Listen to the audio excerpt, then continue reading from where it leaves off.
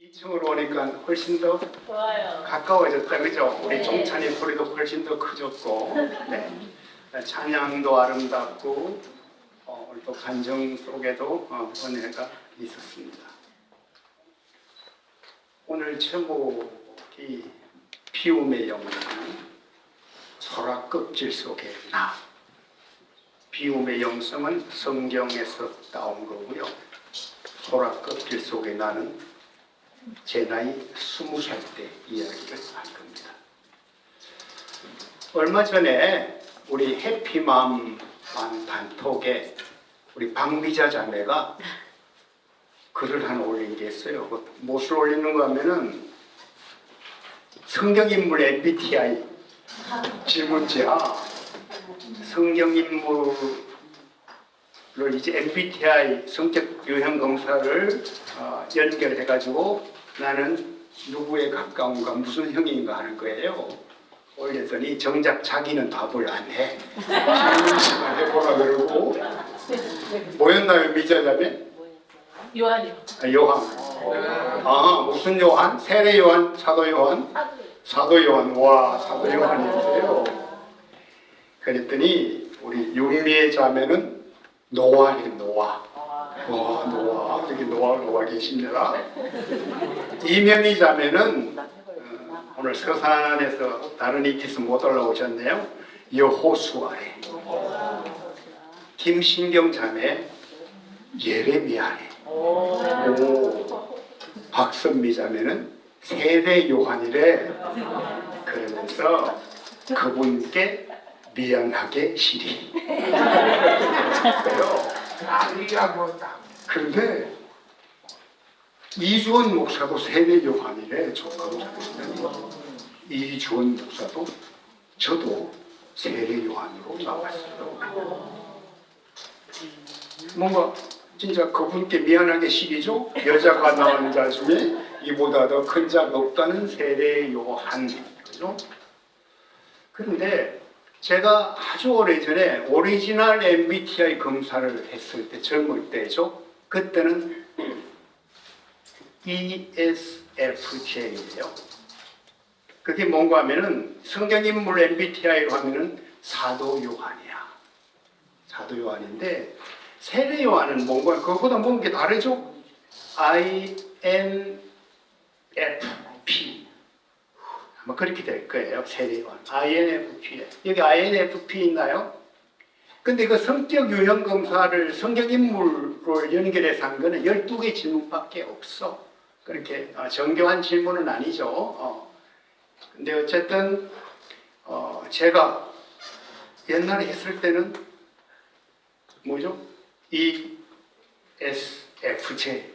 그 사도 요한, 사람이 많은 사도 요한 그랬는데 INFP니까 F 빼놓고 다 달라졌잖아. 그 성경인물 검사하면서 와, 내가 이렇게 사랑이 식었단 말이냐. 뭔가 그 세례 요한처럼 뭐 회개하라 이런 말 하는 사람으로 바뀌었단 말이냐.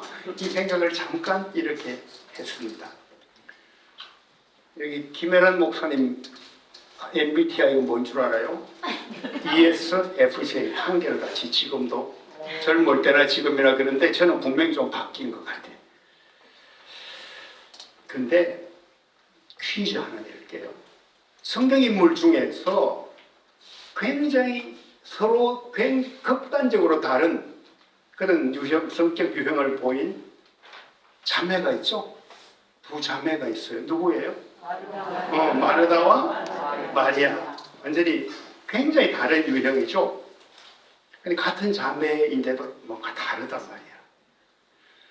예루살렘에서 그 떨어져 있는 베다니, 거기에 두 자매. 그죠? 예수님이 이 두 자매 집을 굉장히 자주 들리셨단 말이에요. 그죠? 누가복음 10장을 보면은 언니 마르다가 예수님께 드릴 식사를 준비하기로 굉장히 바빠, 분주한 그런 모습이 나타나고 마리아는 언니가 보기 얄밉게도 예수님 발 앞에 앉아 말씀만 듣고 있는 장면. 그죠? 그래서 두 사람 MBTI 검사를 하면 뭘까? 그 당시는 할 수도 없었지만 제가 이렇게 추측해 봤을 때는 마르다는 ESTJ인 것 같아. ESTJ 그러니까 외향적이고 감각적이고 사고적이고 판단적이다 이런 얘기야. 근데 정반대로 생각되는 마리아는 뭔가 하면요. INFP. 아까 성경인물 검사의 세례 요한. 비슷한 그런 유형이란 말이에요. 이 마리아가 이주원 목사가 세례 요한과 비슷하다. 뭐 이런 그냥 그림을 하나 그려봅니다. 제가 오늘 할 얘기가 성격 유형 검사 얘기하던 건 아닌 거 분명히 알죠? 16개 유형으로 사람의 성격 기질을 다 설명할 수가 없어. 그죠? 다 달라. 여기 있는 60여 명 16개로 나눠서 뭐 이렇게 분류를 할 수 있을지 몰라도 다 달라. 그리고 아까 얘기한 대로 세월이 지나면서 얼마든지 바뀔 수가 있어. 한때는 외향적이었다가 내향적으로 바뀌기도 한단 말이에요. 한때는 사고적이었다가 감정적으로 바뀌기도 한단 말이에요. 얼마든지 그럴 수 있다는 얘기죠. 따라서 우리가 하나님의 일을 한다 또는 하나님 안에서 풍성한 삶을 누린다. 그러기 위해서는 나는 어떤 성격 유형을 가졌다 또는 내 기질을 어떻다 이것이 중요한 게 아니고, 그죠? 하나님께 대한 나의 반응이 어떠냐, 저는 그것을 영성이라고 생각합니다. 나의 반응이 어떠냐. 그래서 오늘은 그 이야기를 조금 하려고 합니다.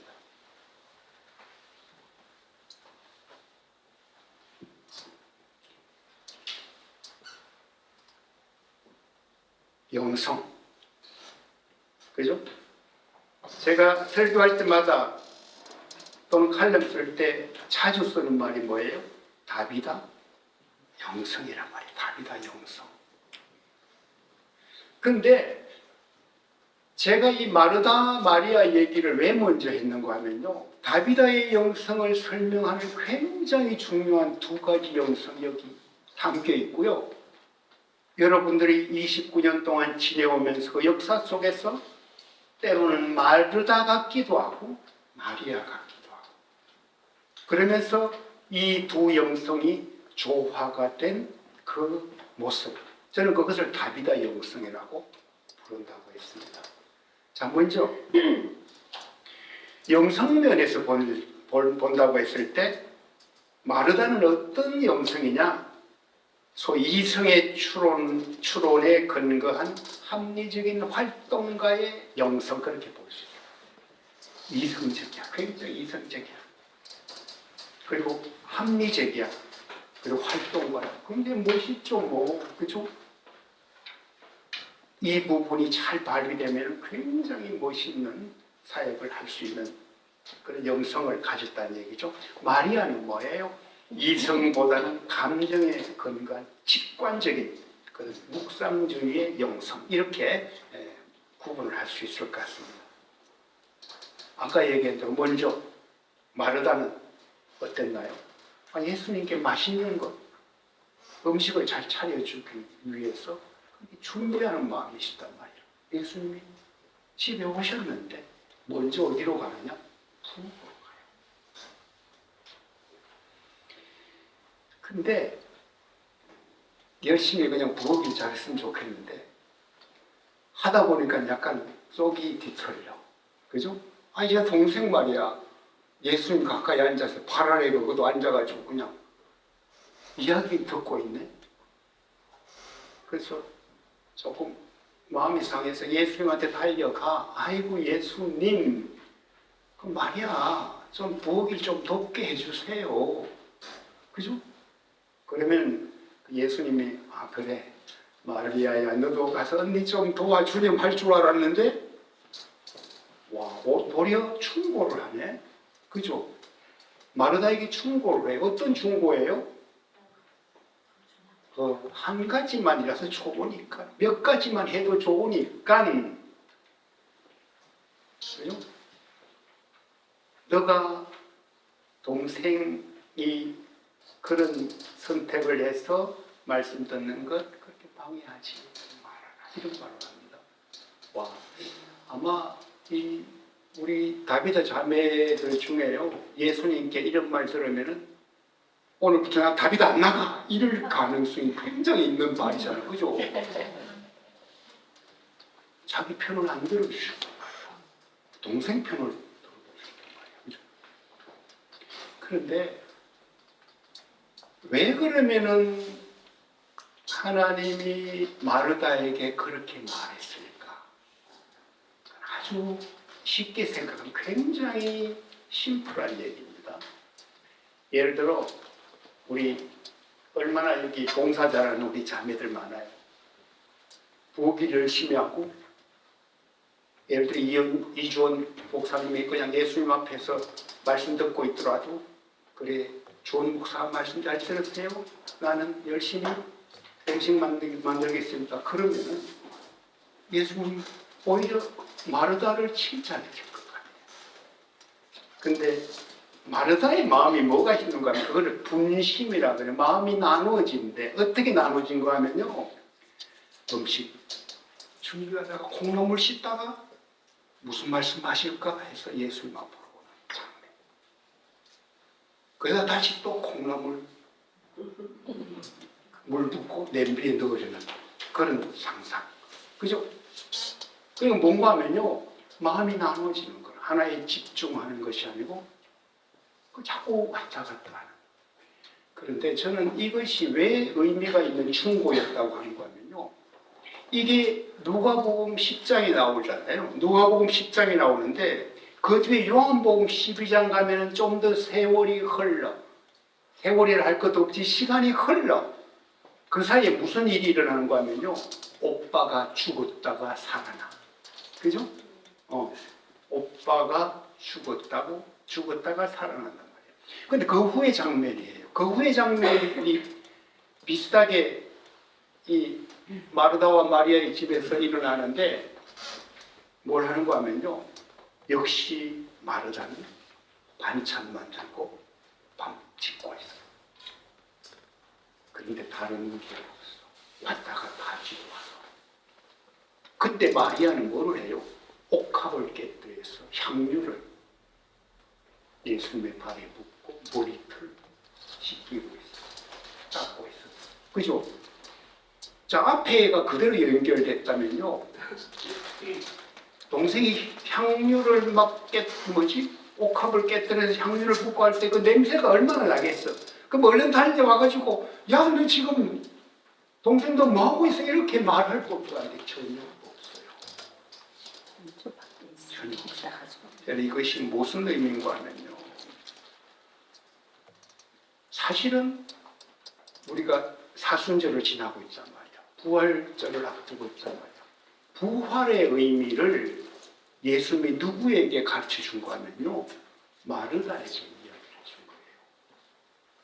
나사로가 죽었는데 살리는 과정에서 여전히 부활의 의미에 대해서 마르다는 알 수가 없지, 잘 모르지.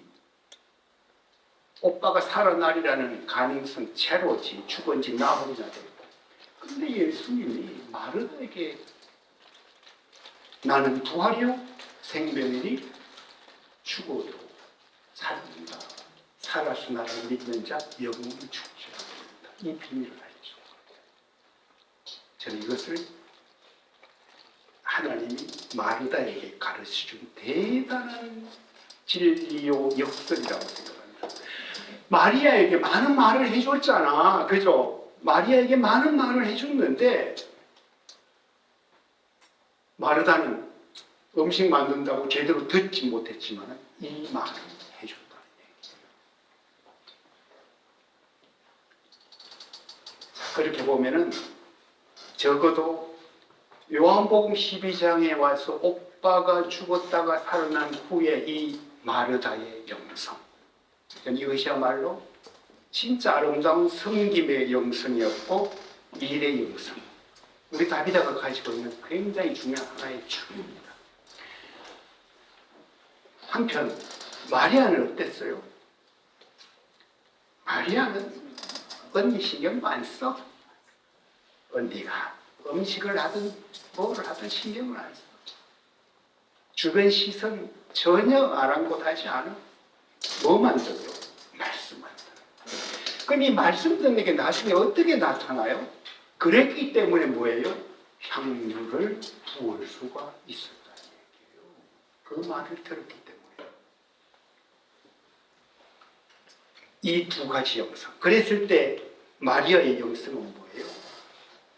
예배의 영성이에요, 사실.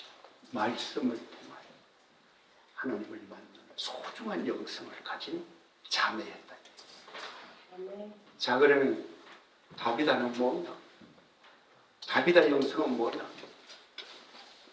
꼭 기억하시기 바랍니다. 다비다 영성은 마리아 영성 더하기 마리아 영성.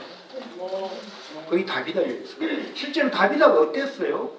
섬기는 일, 그죠? 쏘고 거독 만들고 뭐 참 어려운 혼자 된 여인들을 위해서 그렇게 섬겼단 말이야, 그죠? 그런데 정작 당신 다비다 자신에게 붙은 이름이 뭐예요? 여제자예요. 여제자가 뭔 줄 알아요? 말 그대로 예수님 발 앞에 앉아서 말씀을 듣는 것. 그게 여제자의 이미지예요. 그 마리아가 보여준 그런 부분이란 말이에요. 그래서 저는 다비다 그러면요, 어떤 생각을 하셔야 되는가 하면 마르다와 마리아의 영성이 합쳐서 굉장히 기가 막힌 하나의 교회를 만들어가고 있다는 것. 그것이 다비다의 영성이라는 얘기입니다. 자, 그럼 제가 오늘 진짜 그 마르다와 마리아의 영성의 조화라는 그 중요한 가치에 더해서요, 진짜 소중한 영성 하나를 이야기하고자 합니다. 그것이 뭔가 하면 제가 오늘 강조하고자 하는 비움의 영성이에요. 비움의 영성. 헬라어로는요, 케노시스라고 해요. 케노시스. 예수님이 친히 보여주신 영성이에요. 오늘 읽은 본문 말씀이에요. 그죠? 뭐예요? 자신을 비워서 종의 형체로 오셨다. 자신을 비워. 우리가 지금 이제 아까 얘기한 대로 사순절을 지나고 있는데요.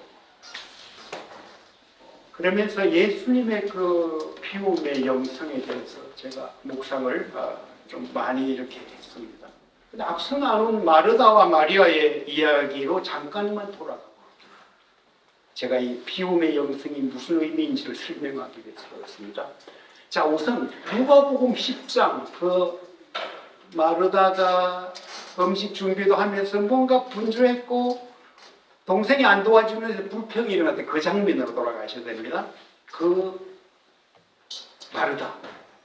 그 다음 마리아는 그냥 주변에는 신경 전혀 안 쓰고 말씀만 듣고 있는 그 장면. 자, 두 사람 중에 누가 비움의 영성을 가진 것 같아요? 마리아가 가진 것이 바로 비움의 영성이라는. 어떤 면에서 비움의 영성입니까? 오직 예수님 발 앞에 있다는 것, 자신은 없다는 것을 보여준다는 얘기예요. 마르다는 뭐예요?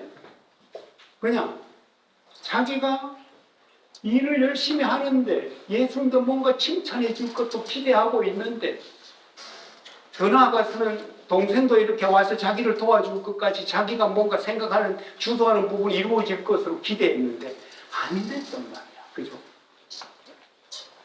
그러니까 마음이 나누어졌다 이 말은요, 내가 음식도 만들고 말씀도 듣고 싶어하는 그 자리에서 왔다 갔다 했다? 그거는 비움이 아니고 뭐예요? 채움이라는 게. 그게 채움이에요. 내가 이것으로 채워보고 저것으로 채워보겠다는 얘기죠. 그러니까 마리아가 보여준 영성은 관계의 영성, 하나됨의 영성, 주님과 함께 십자가에 못 박히는 영성, 부활과 함께 다시 살아가는 영성으로 갈 수밖에 없다는 얘기. 왜? 주님 그분 안에 들어갔기 때문에 그분의 말씀 속에 잠겼기 때문에 그렇다는 얘기죠. 마리아가 향료를 부을 때 그 옆에 누가 있었어?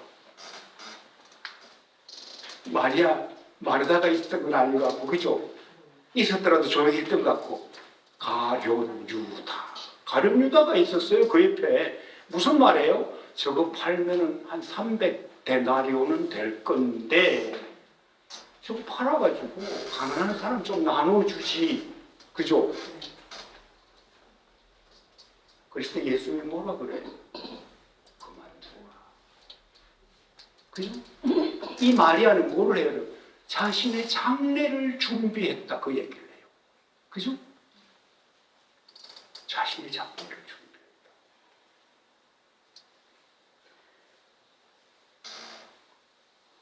그리고 나서 덧붙인 말씀. 온 천하에 어디서든지 복음이 전파되는 곳에는 이 여자가 행한 일도 전해져서 사람들이 이 여인을 기억하게 될 것이라. 그죠? 자, 우리가 이제 다비다 사역을 하면서요, 굉장히 중요한 하나의 가치가 있습니다. 많은 경우 가룟유다 같은 생각을 하기가 쉬워요. 일반적인 예를 들어 어떤 그 복지단체라든지 정부 차원에서 생각이라 향유 그거 팔면은 300데나리온 정도 되는데 가난한 사람한테 나눠주지. 왜? 예수님의 발에 붙고 난리로 치는. 그죠? 그것이 우리 다비다가 그렇지 않다는 것을 견지해 온 거예요. 그 가치도 중요하고 동시에 뭐예요? 예수님의 발 앞에 있는 진정한 제자로 살아가는 것. 그래서 그 두 가지 영성이 기가 막히게 조화된 것. 그래서 오늘까지 온 것. 그것이 다비다 자매배인데요. 이 두 가지 영성이 조화가 되기 위해서 아까 얘기했던 뭐가 필요하다고요? 피움의 영성이 전제가 될 때만 이 두 가지 영성이 조화가 된다. 그래야 조화가 되겠죠? 마르다 편, 마리아 편 나눠가지고 열심히 싸우면은 될 수가 없지. 그죠?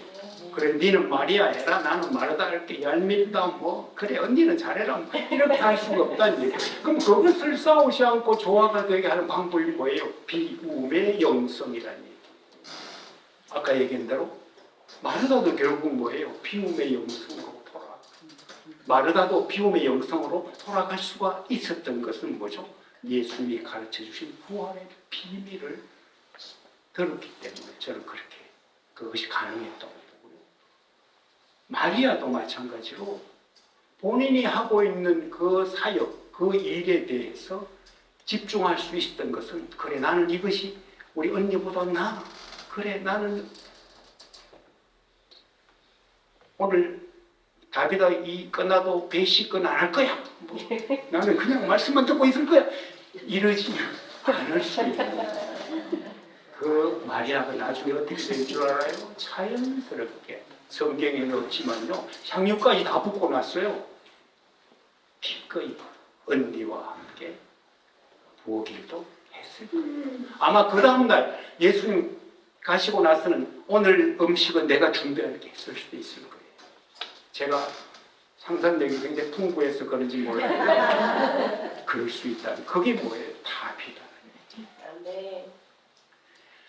더 나아가서 말이죠. 마르다와 마리아, 그 다음 또 누가 있었어요? 오빠, 나사로가 있었단 말이야. 나사로는 어땠어요? 예수님이요, 사실은 비움의 영성을 가르쳐주게 중요한 하나의 자리였어요. 그 자리가. 마르다가 그토록 좋아했던, 그리고 마리아도 그렇게 사랑했던 오빠가 죽었네? 그 얼른 예수님을 부르러 보내. 뭐는 빨리 오면 뭔가 그래도 해결책이 될 것 같아서. 그런데 나흘이 되었다. 나흘이 되었다는 얘기는요, 이미 가망이 없다는, 사회적으로 다 인식하는 그런 상황이에요. 예수님은 일부러 그때까지 기다렸다 오셔요. 오셔가지고 뭐를 해요? 이미 무덤에서 장사되어 있는 나사로를 향해서 나사로야 나오느라 그랬죠? 그게 뭐예요? 나사로에게 뭐예요? 빈 무덤을 만들어. 나사로의 무덤이 비게 만들었다는 얘기예요. 그게 비움의 영성이 뭔지를 우리에게 그냥 그림 그리듯이 보여준다는 얘기고요. 실제로 당신이 어땠어요? 예수님 당신이 빈 무덤. 막달라 마리아가 부임하게 했고요. 베드로와 요한도 달려가 보되 없네 그렇게 했고요. 그 빈 무덤이라. 그것이 비움의 영성의 굉장히 소중한 하나의 뭐랄까 우리에게 보여주는 그림이라고 저는 생각을 합니다. 사도 바울은요 오늘 빌립보서 2장 말씀에서 뭐라 그래요? 본래 하나님의 본체셨다. 누가요? 예수님이. 근데 하나님과 동등됨을 당연한 것을 여기지 않았다. 오히려 자신을 비우시어 종의 형체를 가져 사람들과 같이 되셨다. 그래서 뭐예요? 자기 비움을 가르치고 있어요. 이것은 크리스찬들에게 예수님을 따르고자 하는 분들에게 굉장히 중요한 가치예요. 자기 비움이 없다? 그거는 뭔가 다른 것 같아. 그래서 무슨 우리가 크리스찬으로서 이 시대에 진정한 정인이 될 수 있을까? 자기 비움의 모습이 없는 한은요, 다른 사람들에게 그분이 전해지기가 그렇게 어렵다는 얘기예요. 전해지더라도 뭐예요? 다른 예수가 전해진다는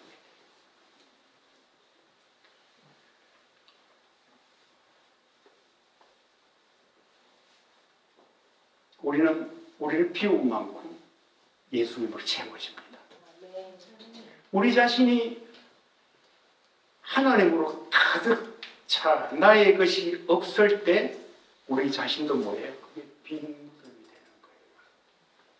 유한한 생명에서 영원한 생명으로 들어가는 것, 이것이 부활입니다. 유한한 생명에서 영원한 생명으로 들어가는 것. 부활은 뭐예요? 그럴 때 빈 무덤을 전제로 해요. 빈 무덤. 빈 무덤 영적으로 보면요, 나를 비우는 것이에요. 내가 죽는 것이에요. 나의 의지와 가치를 비우고 하나님의 영을 모시는 것. 굉장히 어려운 말들인 것 같은데요. 비움이 뭘까? 그렇지. 그분 발 앞에 내가 머리 숙이고 그분 말씀을 들어보자는 자세. 거기서 비움이 시작됩니다. 그 말씀이 들어오려면요, 내가 자연스럽게 비워지게 돼 있어요. 세상 욕심 내려놓고 자꾸 마음속을 채우는 이런 그 욕망들 다 걷어내고 그것이 자신을 비운다는 얘기예요. 골로새서 3장 2절 보면요, 위에 있는 것을 생각하고 땅에 있는 것을 생각하지 마라. 이런 얘기를 하고 있는데요. 와, 이게 쉬울 것 같아요? 위에 있는 것 생각하고 땅에 있는 것 생각하실 거예요. 그런데요, 언제 이게 가능한 줄 알아요? 실제 가능하다니까요. 와, 땅에 있는 것은 내가 더 이상 소망이 없다. 그 자리로 내려가는 순간요, 하늘의 것 생각할 수밖에 없다는 얘기예요. 그래서 자신을 비우면 내려놓는 것, 그다음 주님께 맡기는 것, 거기서 시작하고요. 나눔과 섬김의 삶으로 이어지게 됩니다. 그건 자연스럽게 이어지게 됩니다. 우리 다비다 가족들이 비움의 영성, 어쩌면은 뭐예요? 상실을 통해서 강제로 비워진 것 같은 마음이 들잖아요. 내가 비우려 하지 않았는데도, 그죠? 그래서 비움의 영성을 느끼고 그 자리에 들어가기 굉장히 쉬울 수 있는 그런 면에서 하나의 은혜가 될 수 있는 그런 참 상실이란 말이에요. 그래서 그 비움의 영성이 사랑으로 충만한 나눔과 섬김의 영성으로 이어지기를 소원하는 것. 그것이 저의 기도입니다. 우리 모두의 기도입니다. 그래서 그게 우리 다비다의 정신이죠. 그죠? 먼저 상처를 입고 상실감 속에서 힘들었단 말이에요. 마치 내 자신이 텅 빈 것 같아요. 그런데 이것을 누가 채워준다? 그분이 채워주고요. 그분이 치유하고요. 그래서 내가 뭐죠? 또 다른 사람들을 섬기는 자. 그렇게 우리가 왔다는 얘기죠. 이제 소라 껍질 속에 나 얘기를 하고 마무리를 할게요. 제가 만 20, 저도 그런 때가 있었습니다. 70년대 말에 쓴 시를 한 편 소개하고자 합니다. 그 당시는 소위 민주화 운동, 최루탄 소리, 가스가 가득한 거리였고요. 그에 따라서 긴급 조치가 발효됐고, 굉장히 암울한 시대를 보내는 그런 상황에서 나 자신이 앞으로 어떻게 살아갈 것인가, 나의 길은 뭔가에 대한 그런 고민이 있었고, 그것에 더했어요. 제가 고등학교 2학년 때 예수를 믿었는데, 이때쯤 뭔가 과연 하나님이 어떤 분인가, 신앙적으로 믿음은 뭘까라는 뭔가 방황도 했던 그런 때였어요. 저한테는 굉장히 인생에서 굉장히 중요한 한 마디가 됐던 때인데요. 그때 제가 썼던 시입니다. 그런데 당시에 제가 좋아했던 시가 하나 있어요. 그게 신동엽 시인의 껍데기는 갈아야. 여기 연세든 분들 잘 알 거예요. 껍데기는 갈아. 처음 시작이 어떻게 하는 거 하면요, 탁 갈아, 사월도 알맹이만 남고 껍데기를 갈아, 이렇게 시작합니다. 그 4.19 정신, 그것도 껍데기 탁 하고 알맹이만 남아라. 이것이 훼손되어서는 안 된다는 시인의 고민이 있었단 말이에요. 제가 이 시를 참 좋아했는데요. 그렇지, 교회도 껍데기를 가야지, 알맹이만 남아야지, 맞잖아요. 이제 그런 생각도 막 하면서 제가 이제 고민할 때예요. 그러다가요, 이제 나 자신을 향해서 껍데기를 가라, 알맹이만 남고, 이렇게 말을 하는 순간 뭔가 다른 생각이 들어오는 거예요. 너 껍데기는 가고 알맹이만 남아라? 제가 그때 문득 떠오르는 생각, 아니 그 반대가 되어야 되니까. 나 자신, 뭐죠? 내가 알맹이로 생각하는 에고, 그 욕심에 가득 찬 모습, 그게 알맹이인 것 같은데, 그럴 바엔 저래 알맹이가 가야지, 껍데기만 남아야지, 이런 생각이 들었던 거예요. 자신을 비웠어? 그리고 자신을 죽였어? 뭔가 이루어지는 새로운 삶에 대한 기대,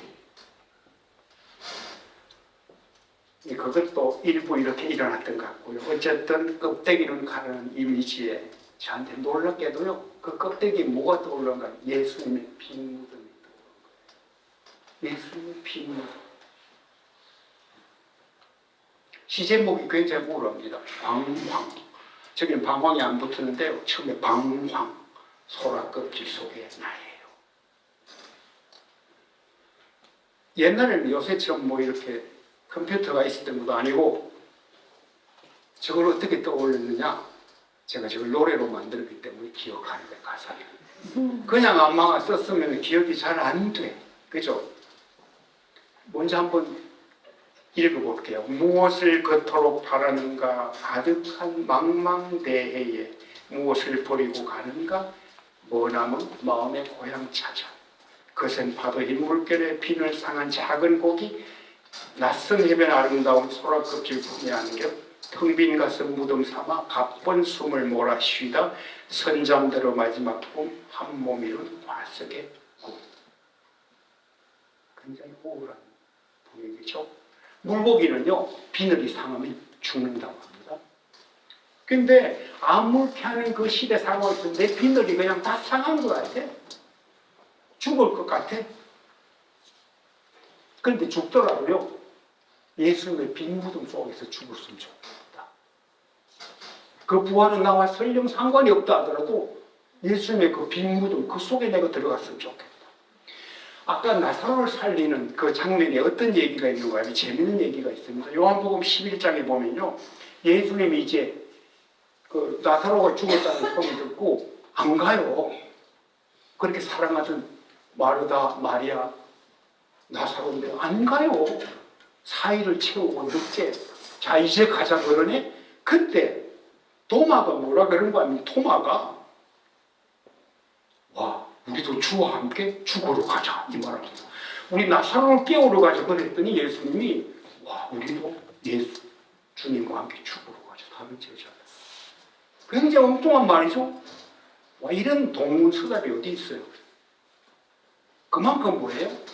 죽은 나사로를 깨우러 가자 이 말을 도마는 도저히 믿을 수가 없었단 말이야. 그죠?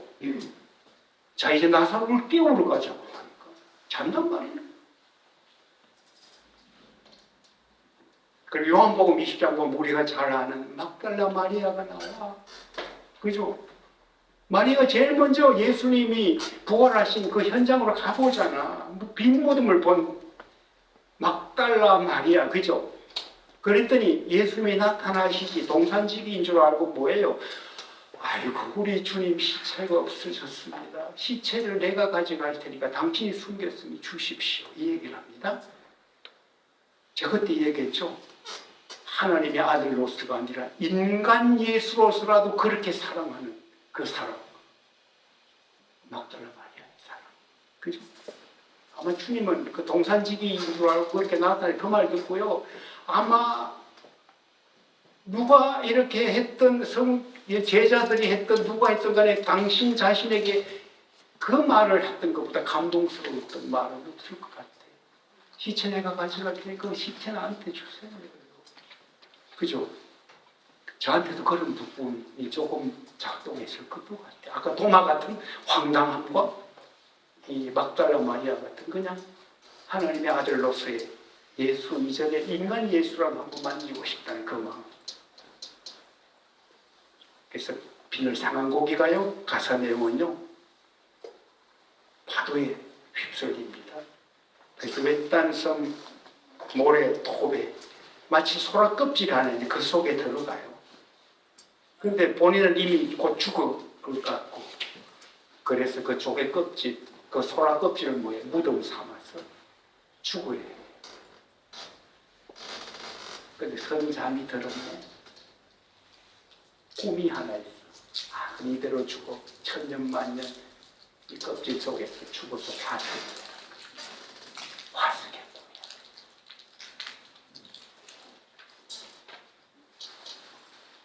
제가 오랜 세월이 지나도 기억 속에 남아있는 것은 한 청년이요. 20살의 청년이 인생 여정의 방황 속에서 예수님의 그 빈 무덤, 케노시스, 그 의미에 대해서 좀 생각을 했다는 이런, 제가 돌아서 보면은 그런 생각을 하게 됩니다. 설교를 준비하면서 그런 소라 껍질 속에 나, 방황하는 나, 이걸 회상해 보는데요. 내가 너무 불쌍해 보이는 거야. 와, 그때 저때 저랬는가. 그죠? 누가 와서 나한테 이런저런 얘기도 해주고 할 사람도 없었던 것 같고. 그래서 내가 참 젊은 시절에 내가 참 안 됐다라는 생각이 들었어요. 46년 전 그 20살의 나를 좀 내가 포닥여주고 싶었어요. 그래서 2절 가사를 제가 붙였습니다. 2절 가사는 최근에 붙인 거죠. 2절 가사 한번 띄울게요. 해가 지고 달이 뜨고 별이 지고 해가 뜨고 때는 마침 밀물때라 넘실 물결 섬을 덮어 잠을 깨니 소라 품속 물 위 둥실 떠있더라. 다시 찾은 평안한 숨 다시 뛰는 소라 가슴. 소라 껍질이 아무리 아름다워도요 무덤에 머물러 있지 말라는 얘기예요. 그죠?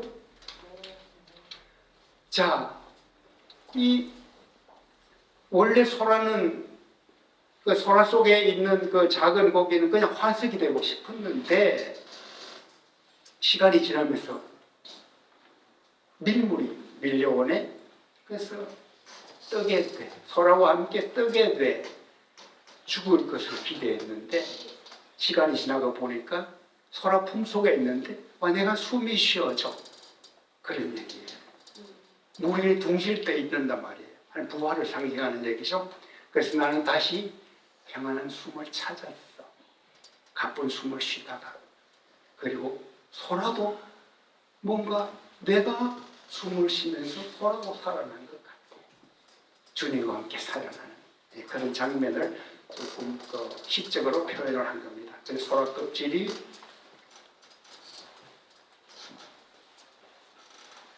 그리고 그 속에서 다시 살아난 작은 고기가 마치 무덤에서 새벽을 기다려 부활하신 그분 안에서 다시 살아나는 것, 그 얘기를 2절에 담았습니다. 갈라디아서 2장 20절 내가 그리스도와 함께 십자가에 못 박혔나니 그런즉 이제는 내가 사는 것이 아니요 오직 내 안에 그리스도께서 사시는 것이라. 이제 내가 육체 가운데 사는 것은 나를 사랑하사 나를 위하여 자기 자신을 버리신 하나님의 아들을 믿는 믿음 안에서 사는 것이라. 이 말씀과 같이 내가 죽고 예수로 다시 사는 의미, 저게 이제 저기 담겨 있는 겁니다. 말씀을 뵙겠습니다. 주님의 제자도요 비움과 버림에서 출발합니다. 다비다도요 비움과 버림에서 시작되었습니다. 부활도요 비움과 버림을 통해 실현됩니다. 비움의 영성이 곧 생명의 영성이라는 것을 다시금 확인하면서 자기 비움, 그 빈 마음으로 빈 무덤을 묵상하며 주님의 부활을 기다립시다. 주님의 부활을 사모하는 저와 여러분이 되기를 소원합니다. 아멘. 기도하고 마칠게요.